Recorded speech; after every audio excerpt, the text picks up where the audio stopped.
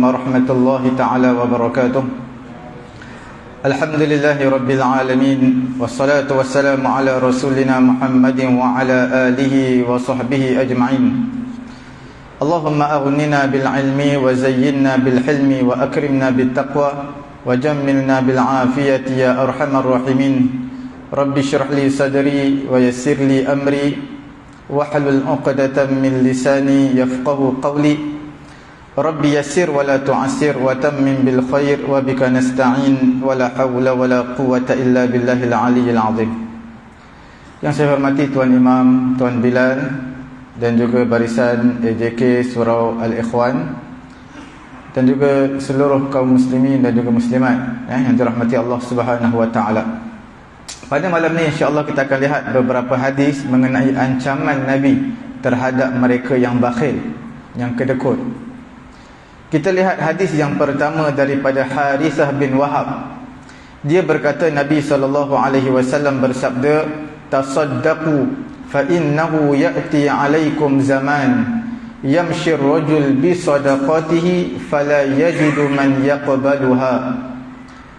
Nabi SAW bersabda, bersedekahlah. Makna ambillah peluang dengan bersedekah ketika mana kamu ada harta, kamu mempunyai lebihan harta. Kemudian Nabi kata, fa innahu ya'ti 'alaikum zaman, kerana akan datang kepada kamu satu masa, yamshir rajul, seorang lelaki akan berjalan bawa harta sedekah dia, fala yajidu man yaqbaluha, dia tidak mendapati orang yang nak terima sedekah dia. Yaqulu rajul, ada seorang lelaki kata dekat dia, ada seorang lelaki kata dekat orang yang beri sedekah tadi, orang yang miskin kata dekat yang beri sedekah tadi, "Lau ji'ta biha bil amsi laqabiltuha." Kalau kamu datang semalam aku terima. Fa ammal yaum, adapun hari ini, fala hajata li biha, maka aku tak ada apa-apa hajat dengan harta ini. Ini menunjukkan hadis di akhir zaman nanti, sebelum berlakunya kiamat, manusia akan menjadi kaya. Mana tak perlu kepada harta. Ataupun manusia tak kaya tapi dia tak nak harta dah. Apa yang ada dekat dia sudah cukup. Ini yang akan berlaku di akhir zaman nanti, sebelum berlakunya kiamat. Jadi Nabi SAW dalam hadis ini menggalakkan sahabat-sahabat Nabi supaya bersegeralah dalam melakukan kebaikan, terutamanya dalam membayar kewajipan zakat. Bersegera. Kewajipan zakat ini boleh dibayar awal waktu. Contohnya zakat seseorang itu adalah bulan akhir tahun, akhir tahun bulan 12 contohnya. Jadi dia boleh awalkan, boleh awalkan zakat. Semayang tak boleh awal, zakat boleh diawalkan. Niat membayar zakat pun boleh awal. Mana kita bayar zakat, dalam hati kita niat, ataupun sebelum kita serahkan kepada pejabat zakat ataupun kepada orang yang berhak untuk menerima zakat, sebelum tu kita dah niat dah. Boleh awalkan niat sebelum membayar zakat, itu dibenarkan. Kemudian dalam pembayaran zakat ini yang wajibnya niat, bukan lafaz. Tak kira zakat fitrah ke apa-apa zakat yang berbentuk ibadat ini, yang pentingnya niat. Dia tak perlu lafaz. Tapi dalam perkahwinan, ijab qabul, itu perlu lafaz lah. Jual beli pun perlu lafaz. Tapi dalam ibadat, puasa, sembahyang, zakat, haji, hanya yang penting adalah niat di dalam hati. Dalam hadis yang kita bacakan tadi juga, Nabi SAW nak menerangkan akan datang satu zaman, satu masa kepada manusia. Masa tersebut adalah dekat berlakunya hari kiamat. Seperti mana dalam riwayat hadis daripada Imam Bukhari dan juga Imam Muslim, daripada hadis Abu Hurairah radhiyallahu taala anhu, iaitu di antara alamatus sughra, tanda-tanda kiamat kecil. Itu dia. Manusia tak nak ada harta, tanda-tanda kiamat kecil.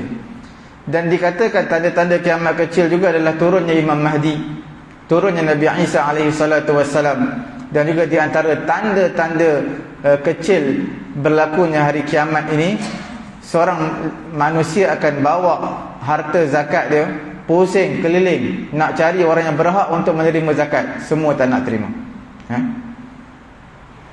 Maknanya dia tidak mendapati seorang pun yang fakir yang bakal mengambil harta zakat dia. Kerana manusia pada ketika itu dah kaya, bersama mereka dah ada harta yang cukup, mereka tak nak lagi untuk terima zakat. Ada yang ulama menyatakan pada ketika itu manusia dah fikir akhirat dah, tak ada fikir tentang dunia lagi. Mereka tinggalkan dunia dan mereka wayaqnaun biqut yaumin. Mereka hanya berpada dengan makanan asasi pada hari itu. Hari itu punya makanan, harta dah cukup. Mereka tak nak simpan untuk hari esok.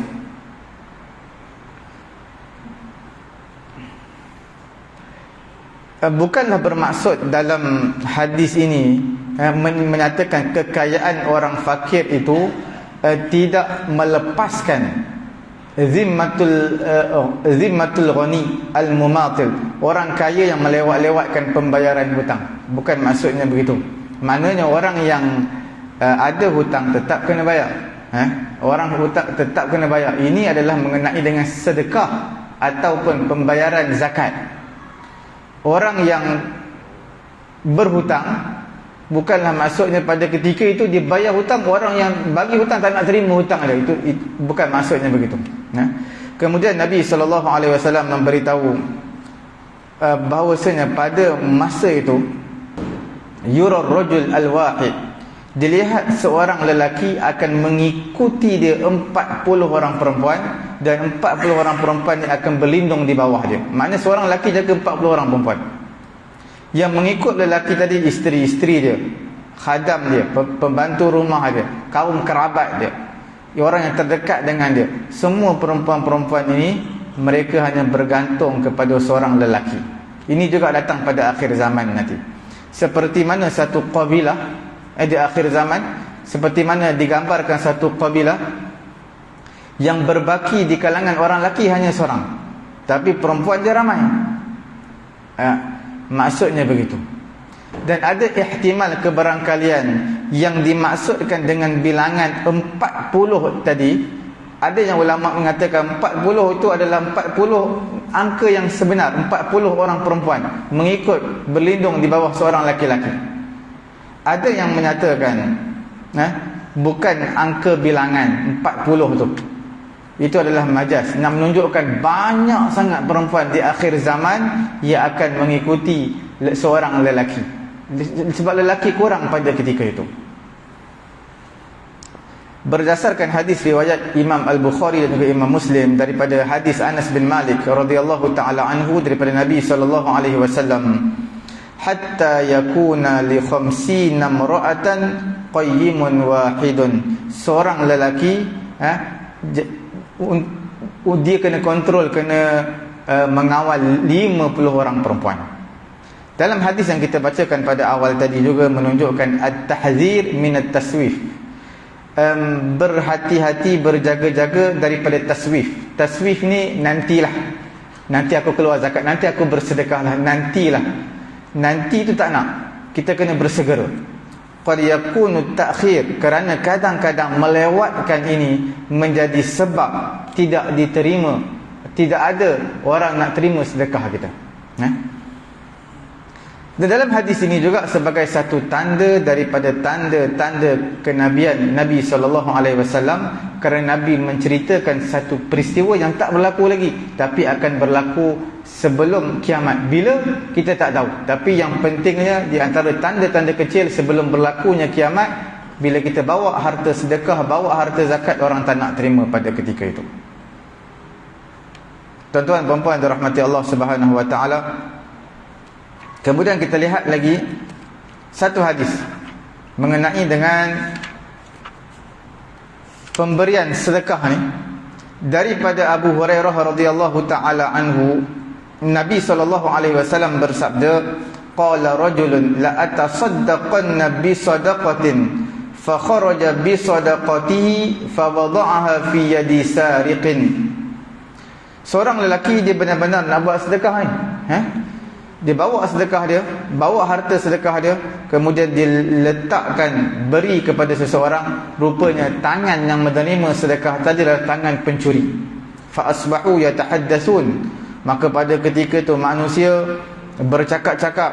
Keesokan pagi manusia bercakap-cakap mengenai tusuddaqa al-lailata ala sariqin, telah diberi sedekah kepada pencuri. Pencuri pun dapat sedekah.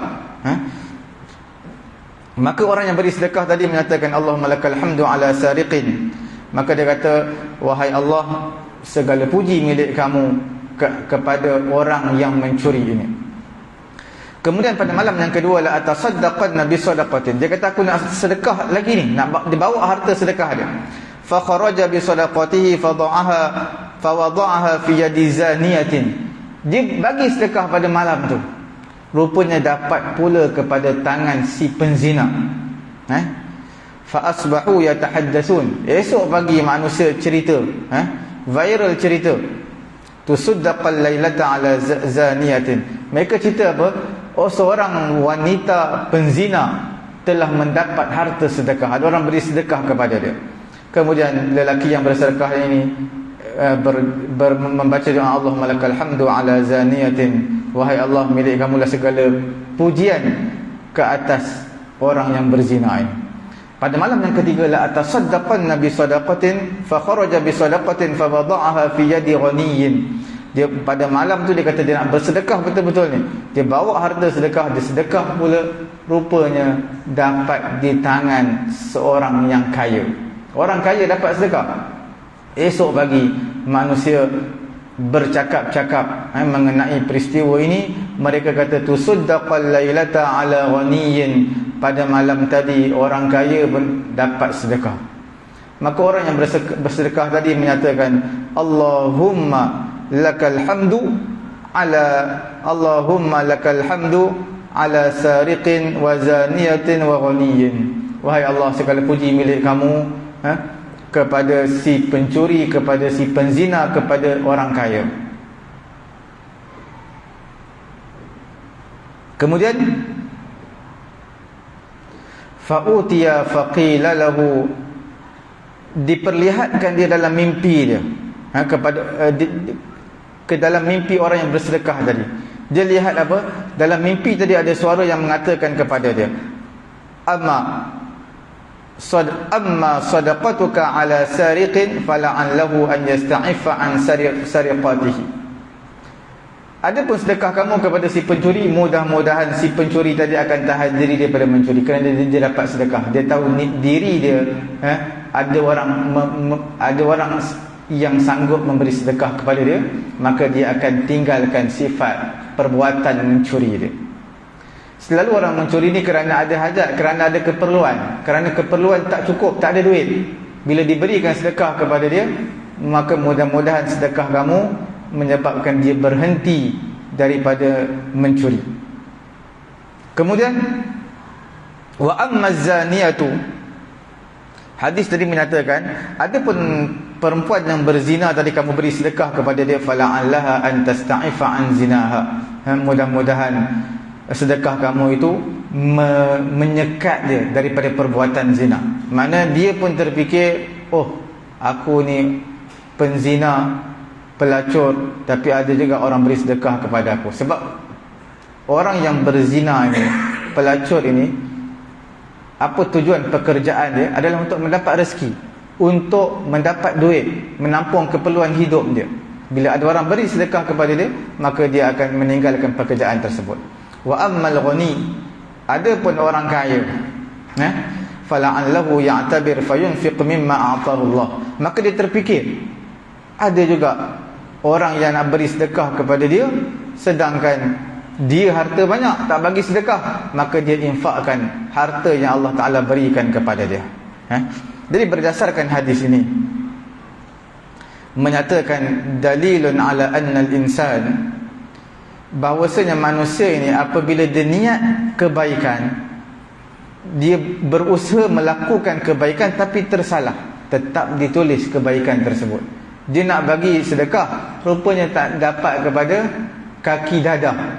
Tak apa, Yang penting dia pun tak tahu orang tadi kaki dadah. Melainkan dia dah tahu dah orang ni memang kalau bagi memang tak ada kerja lain, beri dadah je. Itu tak boleh bagi. Tapi dia pun tak tahu dia bagi, tengok-tengok dapat dekat kaki dadah. Jadi orang yang beri sedekah ditulis pahala dia, tidak sia-sia sedekah dia. Dan sedikit pun tak beri mudarat kepada orang yang memberi sedekah. Annal hukm al-zahir, kemudian dalam hadis ini juga menunjukkan hukum ini mengikut yang zahir. Kita tengok orang ni susah, maka kita bagi dekat dia, sehinggalah jelas ada orang bagi tu dia bukan orang susah. Sebab ramai di kalangan terutama orang-orang tua ni pakai pakaian yang simple, kadang-kadang jubah yang dah lusuh, kopiah dah lusuh, tapi duit dalam bank ratusan ribu. Kemudian rumah sampai 4-5 biji dekat Kuala Lumpur. Jadi perlu diteliti terlebih dahulu. Kemudian at-taslim wa ridha bil qada, kemudian menerima ketentuan qadar Allah Subhanahu wa taala, dan dia memuji Allah taala dan serahkan segala urusan kepada Allah Subhanahu wa taala. Kita buat baik, kita tak tahu, kita cuba berbuat baik, bersedekah, buat begini, kemudian kita berserah kepada Allah.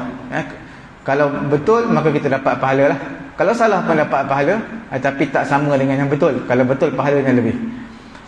Kemudian i'adatus sadaqah idza lam taqa' fi mawqi'iha, kemudian kena mengulangi sedekah balik bila mana dia tidak kena pada tempatnya. Contohnya bayar zakat. Bila tuan-tuan bayar zakat tak kena pada tempat dia, maka tuan-tuan kena bayar balik zakat kepada asnaf yang betul. Yang tadi dikira sedekah sunat, bukan zakat. Macam semayang lah, tuan-tuan semayang, rupanya tak masuk waktu lagi. Semayang Zuhur tak masuk waktu lagi, tengok baru azan, tuan-tuan kena semayang sekali lagi. Tadi semayang dikira semayang sunat biasa, sunat mutlak, tapi tuan-tuan masih belum melakukan semayang fardu Zuhur. Sama juga dengan zakat. Tuan-tuan berikan zakat, kemudian rupanya dia bukan orang miskin, dia orang kaya, maka tuan-tuan kena bayar zakat sekali lagi. Yang tadi tu dikira sebagai sedekah sunat, walaupun di sana ada sebahagian mazhab menyatakan tidak mengapa. Kita dah bagi, tersalah, tidak mengapa. Tapi dalam mazhab Syafi'i kita tak dibenarkan. Ini semua adalah berdasarkan, kalau kita lihat, berdasarkan daripada hadis seorang lelaki yang berada di masjid. Faji'tu fa akhadtuha fa ataituhu biha fa qala wallahi ma iyyaka aradtu fa qasamtuhu ila Rasulillah sallallahu alaihi wasallam. Cerita yang mengenai dengan hadis Abu Yazid dan juga Ma'an. Ma'an ni anak kepada Yazid. Satu kali ayah dia, ayah dia dipanggil gelaran Abu Yazid, ayah kepada Yazid. Jadi Abu Yazid ni dia bawa harta dia untuk bayar sedekah lah. Bawa harta zakat, pergi ke masjid, kemudian dia bagilah kepada seseorang, suruh agih-agihkan harta zakat ni. Jadi orang yang berada di masjid ini, dia pun berikanlah harta zakat ni. Tengok-tengok dia berikan kepada siapa? Kepada Ma'an. Ma'an ni siapa? Anak kepada Abu Yazid tadi. Jadi bila mana balik rumah, dia bagi tahu ayah dia, aku dapat duit ni, ada orang masjid bagi aku. Ayah dia kata, aku bukan nak bagi pada kamu, aku suruh bagi orang tadi, orang masjid ni bagi kepada orang-orang miskin. Jadi Abu Yazid dan juga Ma'an ini dua-dua bawa isu ni berjumpa dengan Nabi SAW. Bila berjumpa dengan Nabi, apa jawapan Nabi? Apa jawapan Nabi kepada Ma'an dan juga Abu Yazid? Nabi kata, ya Yazid, laka ma nawait wa laka ma akhazta ya Ma'an. Wahai Yazid, apa yang kamu niat itu untuk kamu. Kamu dah niat dah bagi kat masjid, bagi dekat orang di masjid supaya agihkan harta zakat kamu. Niat kamu dah selesai, ibadat kamu dah selesai. Walaka ma akhazta ya Ma'an. Bagi kamu Ma'an, apa yang kamu ambil itu milik kamu. Ini menunjukkan ulama Syafi'i menyatakan ini adalah sedekah sunat. Sedekah sunat tak apa. Kalau dinyatakan sedekah itu sedekah wajib, iaitu zakat. Bila sebut tentang zakat, Ma'an ni anak dia. Ma'an ni siapa? Anak kepada Abu Yazid. Adakah boleh terima zakat? Anak. Jadi di sini ulama menyatakan mak ni orang miskin. Orang miskin boleh terima zakat walaupun anak dia sendiri, sebab anak ini bila dah besar bukan bawah tanggungan ayah lagi. Lebih-lebih bila dah berkahwin bukan bawah tanggungan ayah. Jadi dia miskin, dia layak untuk terima zakat. Walaupun sebahagian mazhab mereka membenarkan walaupun tersalah beri kepada anak dia sendiri ataupun kepada anak dia yang kaya, maka itu dimaafkan. Sebahagian mazhab Syafi'i tidak dimaafkan. Kalaulah berdasarkan hadis yang kita bacakan Abu Yazid dan juga Ma'an, berkemungkinan yang pertamanya Ma'an ni memang orang miskin betul, jadi dapat kat tangan dia. Yang keduanya adalah kemungkinan Ma'an ni dia yang pertama kemungkinan Ma'an ni orang miskin, dia layak untuk terima zakat. Yang kedua, sebab Ma'an ini adalah dia telah besar, dia telah dewasa, bukan bawah tanggungan ayah dia, jadi layak untuk diterima zakat.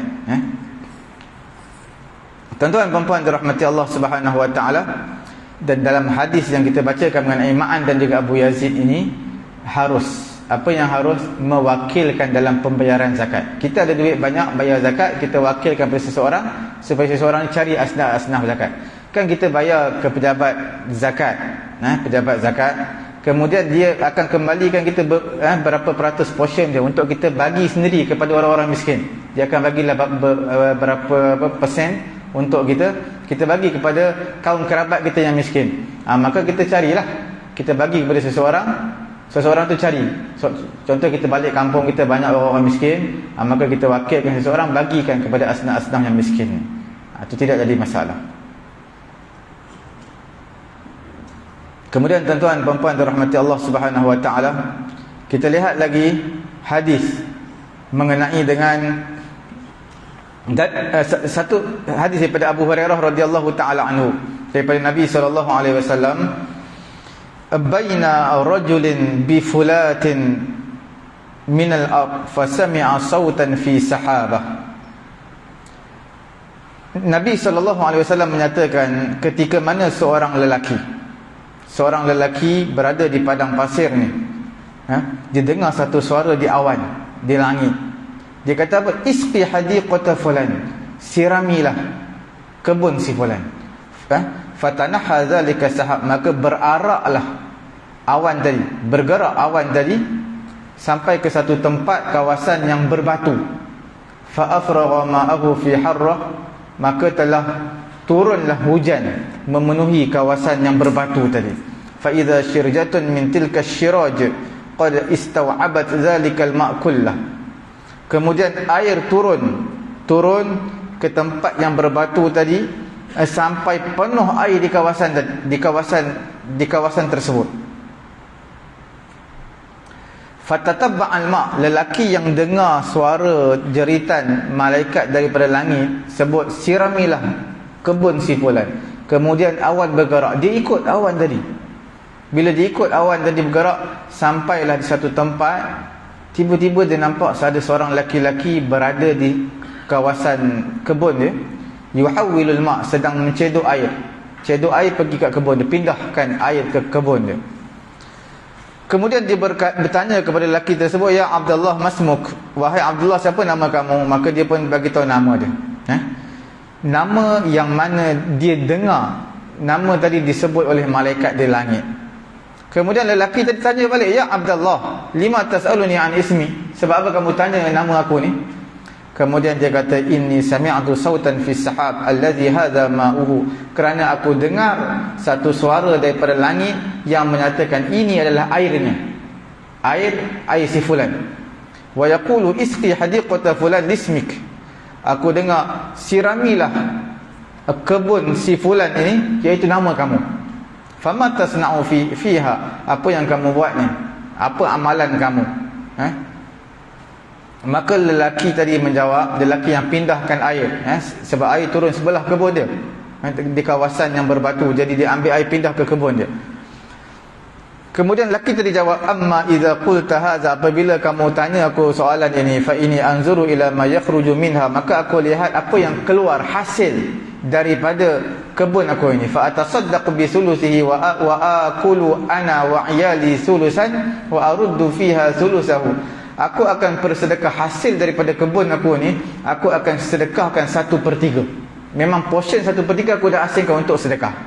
Kemudian wa aqulu ana wa iyali sulusan, maka aku akan makan dan keluarga aku juga akan makan daripada hasil tanaman kebunku ini 1/3 juga.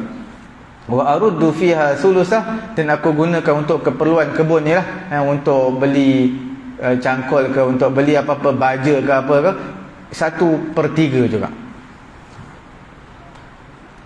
Jadi berdasarkan daripada hadis ini, apa yang kita boleh mengambil pengajaran daripada hadis yang kita bacakan ini? Yang pertamanya, hadis ini menunjukkan sihhatul qaul bi karamatil awliya. Benar pendapat yang menyatakan karamatul awliya, adanya karamah daripada wali. Adanya karamah daripada wali. Sebab apa? Sebab malaikat boleh bagi tahu kepada langit, kepada awan, supaya berarak turunkan hujan kepada kebun si fulan. Ini dipanggil sebagai karamah. Karamah ni perkara yang luar biasa yang berlaku kepada wali. Sekaligus menunjukkan kepada kita wali ni harus bagi dia untuk memiliki harta. Bukanlah wali tak ada harta, wali beribadat kepada Allah Ta'ala semata-mata. Tidak, wali harus berhak untuk dia mendapat harta, wadai'ah, dan juga tanah yang mustaghillah, yang boleh bawa hasil. Contoh, dia wali juga, tapi dalam masa yang sama dia ada 2-3 rumah bagi sewa. Bukan untuk kepentingan dia pun, untuk dia bayar zakat, untuk dia bantu orang susah.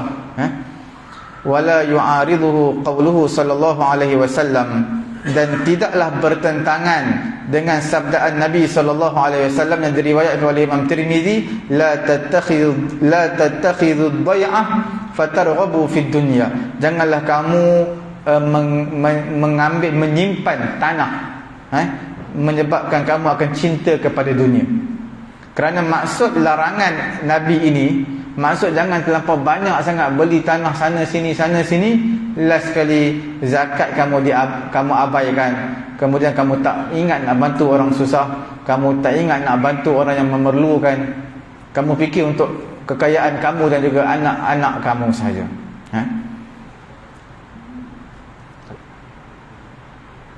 Orang yang mana beli banyak tanah, banyak rumah, tapi untuk keperluan dia, anak-anak dia, untuk agama dia, itu tidak jadi masalah. Fa innahu min afdalil a'mal. Bila mana dia banyak tanah, banyak rumah, dia keluarkan hak-hak Allah, zakat, hak-hak manusia, dia tunaikan, maka itulah seafdal amalan orang yang kaya tetapi membantu manusia. Dan hadis yang kita bacakan ini juga menunjukkan kepada kita kelebihan fadilatus sadaqah wal ihsan, kelebihan bersedekah dan buat baik kepada orang-orang fakir dan juga miskin. Dan dalam hadis yang kita bacakan ini, kelebihan menjadikan seseorang itu hissah ma'lumah. Apa hissah ma'lumah? Iaitu seseorang bila mana gaji dia hujung bulan, dia telah ada satu portion yang telah ditetapkan. Okey, 1/3 untuk ini, 1/3 untuk ini, 1/3 untuk ini. Dia dah ada portion dia dah. Bila mana gaji dia berapa ribu, gaji dia 8,000. Okey, ini aku nak sedekahkan untuk ni, yang ini untuk ibu dan ayah aku, ini untuk isteri dia, ini untuk semua, dia telah bahagi-bahagikan. Ini semua adalah membantu dia dalam membuat banyak kebaikan. Bila dia tak susun, untuk tak ada strategi ataupun tidak ada perancangan awal dalam menyusun, kita panggil financial lah, apa kegunaan duit ni, dia nak buat apa bila dia terima gaji. Last sekali duit akan habis untuk makan saja. Last sekali separuh duit untuk makan saja. Itu perlu kita merancang terlebih dahulu. Kemudian dalam hadis yang kita bacakan ini juga menerangkan kelebihan manusia ini memakan harta daripada usaha dia, bukan minta sedekah dengan orang. Dia dengan titik peluh dia daripada sumber pendapatan daripada titik peluh dia. Begitu juga dengan anak-anak isteri dia daripada titik peluh dia, bukan minta kepada orang, bukan sumbangan daripada orang. Itu yang terbaik. Kemudian nak menyatakan juga Allah Subhanahu Wa Taala menguruskan segala urusan, maka kita berserah kepada Allah Subhanahu Wa Taala, dan juga kita buat baik dalam masa yang sama kita berserah kepada Allah Subhanahu Wa Taala. Kemudian tanbihun 'ala al-iqtida' bi misli hadzal fi'l, dan memberi peringatan kepada kita, ikutlah cara seperti ini. Ikutlah cara seperti ini. Bila mana kamu mendapat harta yang banyak, lebihan harta yang banyak, maka buatlah seperti mana lelaki ini buat untuk amalan-amalan jalan-jalan kebaikan. Tuan-tuan, puan-puan yang dirahmati Allah Subhanahu Wa Taala, kita lihat lagi satu hadis insya-Allah pada malam ini. Kita lihat satu hadis yang sedikit panjang sikit, daripada Abu Hurairah radhiyallahu taala anhu. Dia menyatakan dia mendengar Nabi SAW bersabda, inna salasatan min bani Israel, sesungguhnya 3 orang di kalangan Bani Israel, abras wa aqra wa a'ma. Seorangnya penyakit ditimpa, diuji dengan penyakit sopak. Seorangnya botak, tak ada rambut. Seorang lagi a'ma, buta. Fa aradallahu an yabtaliyahum, maka Allah Ta'ala nak uji ketiga-tiga mereka ini. Macam mana Allah Subhanahu Wa Taala menghantar kepada mereka satu malaikat yang berupa manusia berjumpa dengan mereka.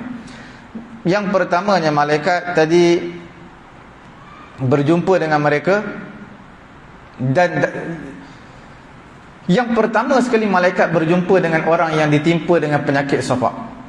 Malaikat tanya apa? Ayyu syai'in ahabbu ilaik, apakah suatu perkara yang paling kamu suka? Apa jawapan orang yang sopak tadi? Dia kata, launun hasan wa jildun hasan wa yadhhab anni alladhi qad qazarani nas. Aku kalau bolehlah, impian aku ni, aku nak warna kulit yang cantik. Warna kulit cantik, sebab sopak ni kan dia macam panau, bertumpuk-tumpuk. Kemudian aku nak kulit cantik, warna pun cantik. Kemudian aku nak hilang daripada aku apa yang manusia melihat aku ni kotor, penyakit sopak. Manusia jauh diri pada aku. Aku nak penyakit ni hilang daripada aku. Sebab bila penyakit sopak, orang tak berani dekat, takut berjangkit lah, macam-macam lah. Jadi manusia tak suka nak berdamping dengan aku. Maka malaikat tadi yang menyerupai manusia, famasahahu fazahaba anhu qazaru, malaikat tadi sapu je, dia sapu-sapu sembuh, hilang semua penyakit sopak.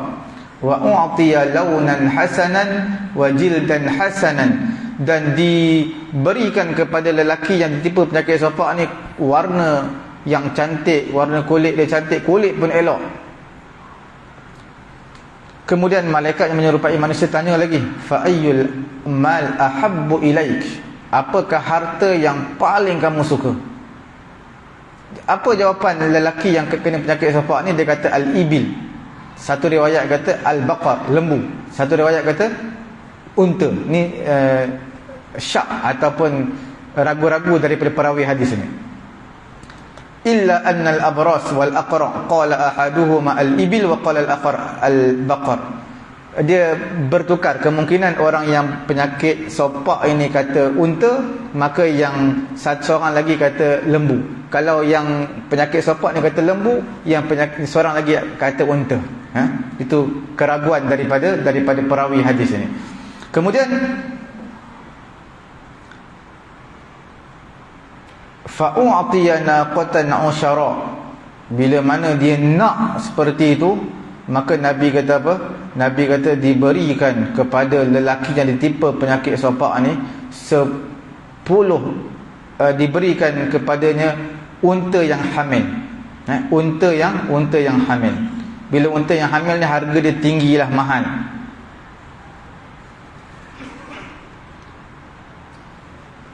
Naqatan usyara ni bermaksud unta yang 10 bulan. mana dia hamil 10 bulan, maka kita nyatakan unta yang hamil itu sudah cukup. Maka malaikat kata kepada dia, barakallahu laka fiha, semoga Allah Ta'ala memberkati kepada kamu unta ini. Unta bila bunting harga dia melambung tinggi. Sebab di antara tanda hari kiamat yang kita bagi tadi, harta yang bernilai seperti ini akan dibiarkan. Wa idzal 'isharu 'uttilat wa idzal wuhushu husyirat. Harta yang bernilai unta ni, nilai dia tinggi, orang akan biarkan akhir zaman nanti. Orang tak nak lah. Macam kita mahal semua biarkan. Orang letak tepi jalan, orang tak nak curi lah. Sebelum berlaku kiamat nanti. Kemudian malaikat tadi datang kepada Al-Aqra', orang yang kedua di kalangan Bani Israel, iaitu orang botak. Rambut tak tumbuh-tumbuh kat kepala dia. Maka ditanya kepada dia, ayyu syai'in ahabbu ilaik, apakah sesuatu perkara yang paling kamu suka? Maka dia kata, sya'run hasan, aku nak rambut yang baik. Wa yadhhabu anni hadha alladhi qad qazarani an-nas, dan aku nak manusia dekat dengan aku. Bila botak ni orang takut, macam perompak pun ada, macam pencuri pun ada, macam jin pun ada. Jadi orang takut dengan aku. Kita bagi laluan azan ya.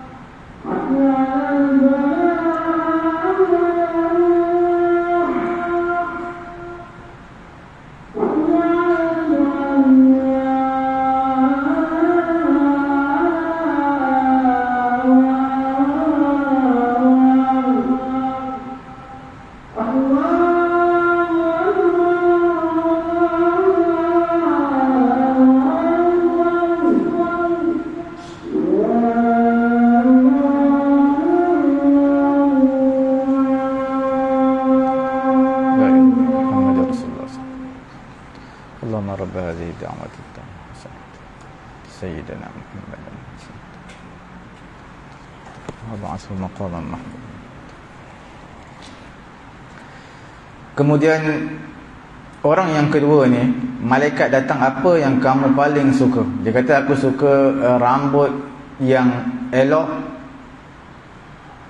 Kemudian malaikat tanya lagi, ayyul mal ahabbu ilaik, apa yang kamu suka? Harta yang paling kamu suka? Dia kata lembu. Maka diberikan lembu yang hamil kepada dia. Kemudian malaikat doa, barakallahu laka fiha, semoga Allah Ta'ala memberkati kepada kamu lembu ini. Malaikat yang menyerupai manusia datang pula kepada orang yang ketiga, orang yang buta. Ayyu syai'in ahabbu ilaik, apakah yang kamu paling suka? Maka dia kata, an yaruddallah ilayya basari fa absiru bihin nas. Dia kata, aku suka ni kalau Allah Ta'ala dapat kembalikan balik penglihatan aku dapat lihat manusia seperti biasa.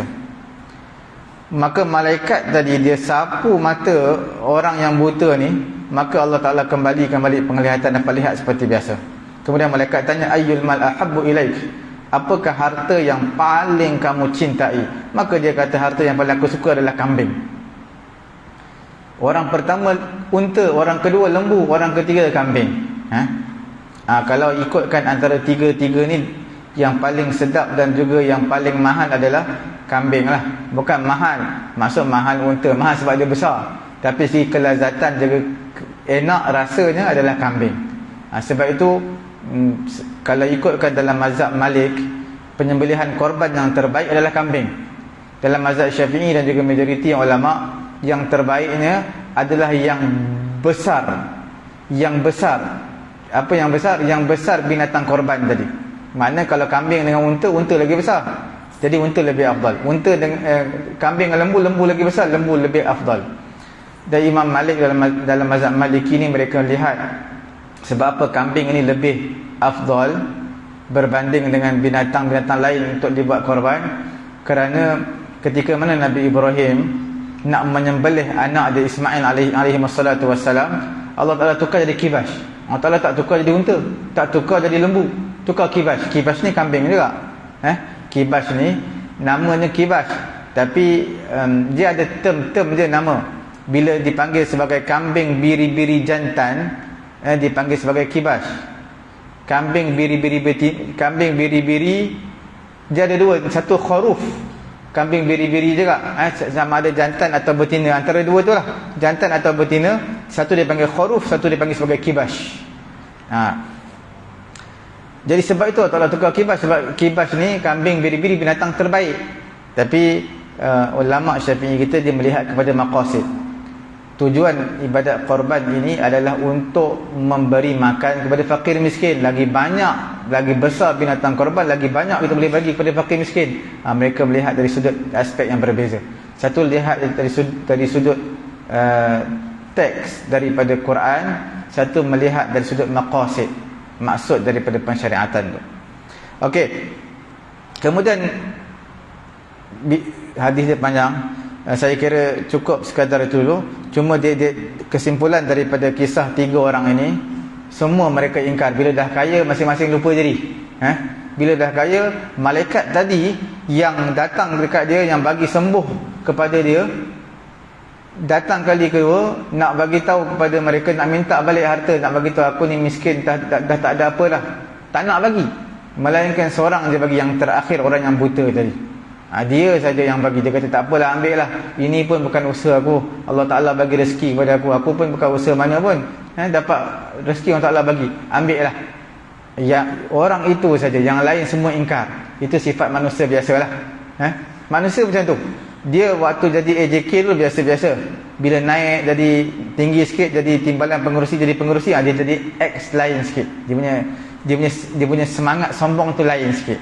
Itu sifat manusia biasa. Tapi kalau dia daripada bawah pun dia lemah lembut, elok, sopan santun, sampai ke naik ke jawatan tinggi pun sama, itu alhamdulillah. Orang macam tu alhamdulillah. Semoga Allah Ta'ala memberi kekuatan kepada kita perkara yang sama.